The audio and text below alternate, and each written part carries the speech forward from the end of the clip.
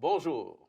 Dans le contexte académique, la valorisation d'une invention brevetée ou technologie est synonyme d'octroi de droits légaux d'exploitation commerciale à une entité tierce, privée de surcroît. Ainsi, la question qui taraude les esprits est: quels sont les avantages financiers que tire la structure de recherche et d'enseignement dans l'octroi d'un tel droit d'exploitation commerciale? Pour élucider cette question, nous allons passer en revue toutes les considérations monétaires associées au droit de licence sur un brevet.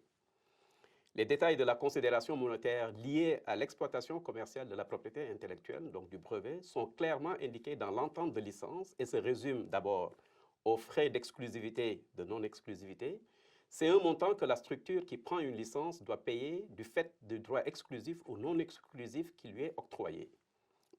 Il s'agit également des frais annuels de maintien. Il faut comprendre que le brevet d'invention est conservé sur une base annuelle. Un défaut de paiement des frais de maintenance peut conduire à une perte de ce monopole pour une juridiction donnée. Dans certaines situations, l'équité, ou bien le nombre d'actions, est considéré dans les termes de la licence.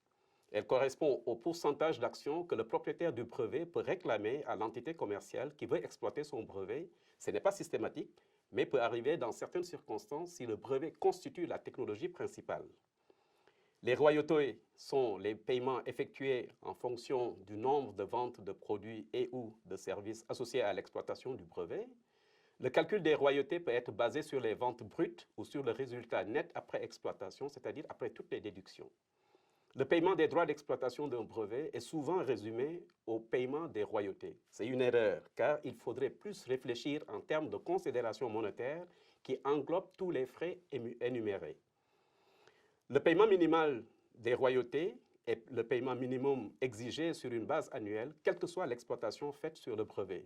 C'est une méthode coercitive pour contraindre la structure qui exploite le brevet de fournir un effort d'exploitation. En d'autres termes, c'est pour éviter que la structure prenne une licence et range le brevet sur les étagères, c'est-à-dire sur les tablettes. Le paiement des pass-through royalty payments, ce sont des royautés, et le paiement effectué par une entreprise qui sous-licencie la technologie et qui la commercialise. En fait, elle paye des redevances à l'entreprise qui licencie la technologie, qui en retour doit verser des redevances au propriétaire du brevet. Le paiement lié aux jalons techniques et financiers est un plan de paiement en fonction des performances liées à l'exploitation commerciale de la technologie selon un calendrier établi et un montant défini. Le paiement des dépenses de protection de l'API relève de la responsabilité de la structure exploitante, c'est-à-dire de l'entreprise. Le propriétaire du brevet est tout simplement notifié par l'entreprise qui exploite la licence pour s'assurer que le brevet est actif. Enfin, le paiement des coûts futurs de protection de l'API peut être associé dans certains cas à des litiges en cas de contrefaçon. Une fois de plus, ces frais sont couverts par la structure qui exploite le brevet et qui doit défendre cette contrefaçon devant les juridictions concernées.